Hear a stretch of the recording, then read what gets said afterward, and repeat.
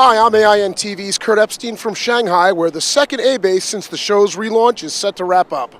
The show is organized by the National Business Aviation Association, and I'm joined by NBAA President and CEO Ed Bolen. Ed, how did this show stack up compared to last year's? Well, this year's show was an absolute record breaker. You know, every metric that we used, we far surpassed last year's show. So we're delighted with the growth that we've seen, but also with many of the programs that we've added. We started this year with an opening general session with the president of ICAO, not just the minister of the CAAC, but the vice minister as well, and the U.S. ambassador to China. So it was a very strong program from a policymaker participation. We had very good education sessions that were jam full, standing room only, and of course the great attendance and support by both the exhibitors and attendees was really rewarding.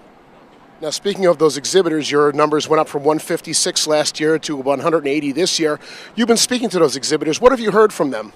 A lot of really positive comments about the quality of the people they're seeing, the enthusiasm for business aviation in the region.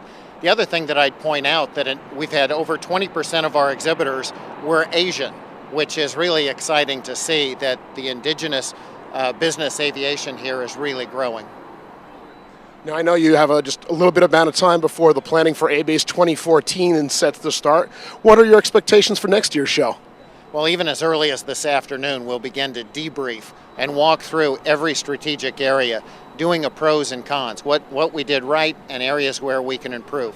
We'll find ways to make it better.